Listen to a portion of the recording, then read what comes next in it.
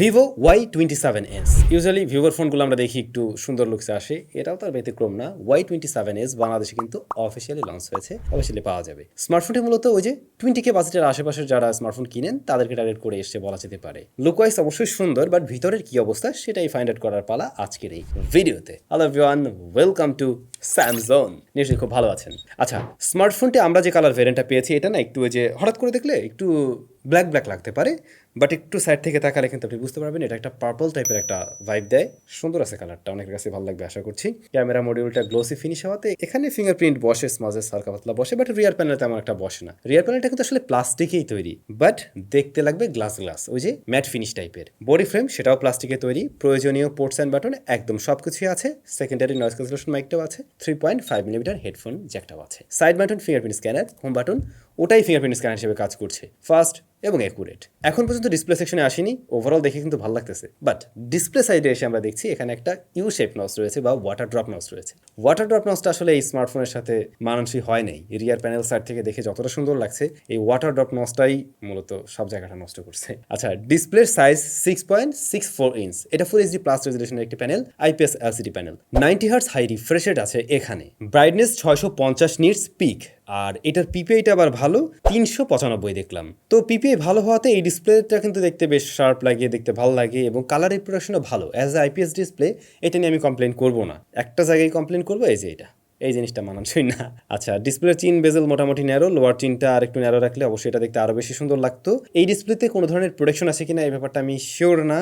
তো ওভারঅল দেখছি ডিসপ্লের টাচ রেসপন্স ভালো আছে এবং ইনডোরে ভালোভাবেই দেখা যায়, বাট আউটডোরে ডিরেক্ট সানলাইটে এটা কিছু স্ট্রাগল করে আর কি। শ্যাডো এরিয়াতে আবার মোটামুটি ঠিকঠাকভাবে দেখা যায়। কালার রিপ্রোডাকশন ভালো, যারা ভিডিও টিডিও দেখেন তাদের আই হোপ ভালো লাগবে আর কি। ডিসপ্লের পরে ক্যামেরাতে যদি সরাসরি চলে আসি, রিয়ারে আমরা দুইটা শুটার পাবো। মেইন শুটার হলো 50 মেগাপিক্সেলের, পরবর্তী শুটার 2 মেগাপিক্সেলের, যা মূলত ডেপথ সেন্স করবে, আর ফ্রন্ট ফেসিং ক্যামেরা 8 মেগাপিক্সেলের। আলট্রা ওয়াইড শুটার তো এখন সবাই ভুলে গেছে, ভিভো দেয় নেই, দিলে তো ওটা কাজে লাগতো আর কি। তো মেইন শুটারের ছবিগুলো আপনারা যেমনটা দেখছেন একটু কালার বুস্টেড লাগছে না? হ্যাঁ, একটু বুস্টেড, একটু কন্ট্রাস্টিও মনে হয়েছে, এবং ছবিগুলোকে জুম করলে দেখলে বোঝা যায় ডিটেলের পরিমাণ বেশ কিছুটা কম রয়েছে। বিশেষ করে লো লাইট এরিয়াতে, শ্যাডো এরিয়াতে আমরা ডিটেলের পরিমাণ বেশ কিছুটা কম দেখছি। ডাইনামিক রেঞ্জটা অ্যাভারেজের কাতারে থাকছে এই স্মার্টফোনের, আর এক্সপোজার ব্যালেন্সে মাঝে মধ্যে একটু টুকটাক ইস্যু দেখছিলাম, বাট ম্যাক্সিমাম সিনারিওতে এটা ভালো রেজাল্ট দিচ্ছে আর কি। মেইন ক্যামেরাটা ওকে টাইপের একটা রেজাল্ট দেয়। পোর্ট্রেট মোড আছে, এজ ডিরেকশনে টুকটাক ক্রিটিক্যাল জায়গাগুলোতে মিস করতে পারে, লাইক চুল এরিয়াতে, কর্নারের টর্নার এরিয়াগুলোতে মিসম্যাচ করতে পারে। ব্যাকগ্রাউন্ড ব্লারনেসটা খুব একটা আর্টিফিশিয়াল লাগে নাই আমার কাছে, বাট হেভি হাইলাইট পড়লে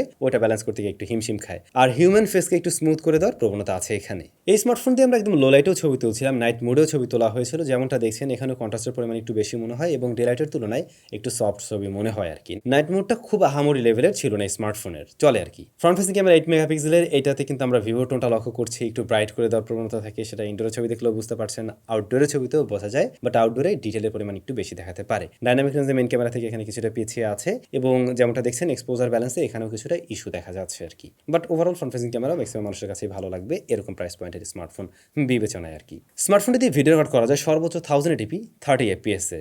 ভিডিওতে স্টেবিলিটির অভাব বোধ করছি, এবং ভিডিও কোয়ালিটিও কিন্তু খুব আহামরি লেভেলের ছিল না।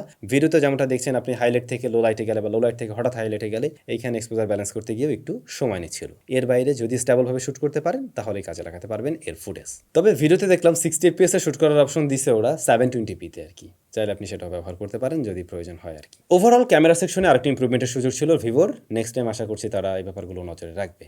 Alright, very good. পারফরমেন্সের কি অবস্থা? এই স্মার্টফোনটার দামটাকে একটু বলে নেই। এই স্মার্টফোনটা বাংলাদেশ মার্কেটে একটি ভ্যারিয়েন্টে লঞ্চ হয়, 8/128GB ভ্যারিয়েন্ট, যার দাম হলো 22,999 টাকা, 23,000 টাকার স্মার্টফোন। ফোনটাতে প্রসেসর হিসেবে রয়েছে কোয়ালকম স্ন্যাপড্রাগন 680, এবং র্যাম রোমের কথা তো বললামই। স্টোরেজ টাইপটা হলো UFS 2.2, এটা রান করছে ফান্টাস OS 13 বেসড অন অ্যান্ড্রয়েড 13। তো এই প্রসেসরটা কোয়ালকম স্ন্যাপড্রাগন 680, এটা কোনো গেমিং চিপ বা স্পেশাল কোনো দিকে ফোকাস আছে এমন না, একটা ব্যালেন্স টাইপের প্রসেসর আর কি, যার থেকে রেগুলার পারফরমেন্সটা আপনি ঠিকঠাক পাবেন আর কি। যেমন ধরুন আপনি ওই 20-22 হাজার টাকা দিয়ে একটা স্মার্টফোন কিনছেন, কি করবেন? মাল্টিটাস্কিংয়ে হয়তো টুকটাক কাজ করবেন, লাইক বিভিন্ন সোশ্যাল মিডিয়া অ্যাপ্লিকেশনগুলো একটা টাইম হয়তো চালাবেন, ডিসেন্ট একটা পারফরমেন্স হলে আপনি সন্তুষ্ট থাকবেন, তাহলে এটা আপনার জন্য ঠিকঠাক আছে। যদি এমনটা মনে হয় আমি একটু হেভি পারফরমেন্স চাই, আমি গেমিং করতে চাই, আমার মেইন প্রায়োরিটি এরকম প্রাইস পয়েন্ট থেকে একটা স্মার্টফোন কিনে গেমিং টেমিংও করবো, তাহলে কিন্তু এই প্রসেসরটা আপনার জন্য ঠিক হচ্ছে না, মাথায় রাখতে পারেন। পারেন। তো এটা দিয়ে আমরা রেগুলার কাজবাজ করে দেখছিলাম, সেগুলো ভালোভাবেই হ্যান্ডেল করে। অ্যাপ ওপেন ক্লোজ টাইমে মোটামুটি ফাস্ট, যেমনটা আপনারা দেখছেন। খুব সুপার লেভেলের ফাস্ট না হলেও এটা ঠিকঠাক আছে বা মেনে নেওয়ার মতো একটা রেজাল্ট দিচ্ছে। 8 GB র্যাম আছে এবং র্যাম ম্যানেজমেন্টও ভালোই দেখছি। অ্যাট এ টাইম 4-5টা অ্যাপ্লিকেশন নিয়েও কাজ করা যায়, যদি ছোটোখাটো অ্যাপ্লিকেশন হয় সেক্ষেত্রে প্যারা নাই। আবার এই প্রসেসরটা খুব বেশি গরম হয় না, ফোনটাও খুব বেশি হিট জেনারেট করছিল না। ওভারঅল যে কোনো কাজ বাজেই থার্মাল থ্রোটলিংয়ের মতো কোনো ইস্যু আমরা ফেস করিনি। আর ফান্টাসও আমাদের তেমন কোনো প্যারা দেয়নি আসলে।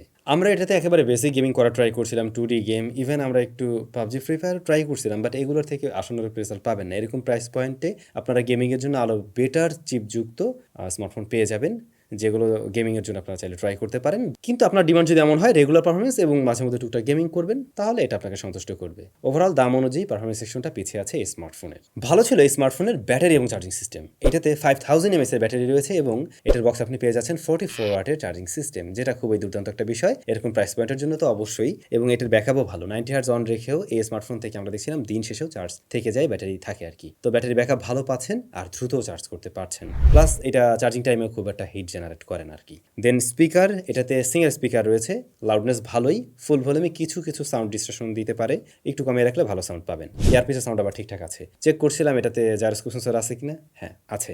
আর শুরুতেই মনে হয় বলে দিয়েছিলাম সেকেন্ডারি নয়েজ ক্যান্সেলেশন মাইকটাও রয়েছে স্মার্টফোনে। তো এই ছিল মোটামুটি ভিভো Y27s।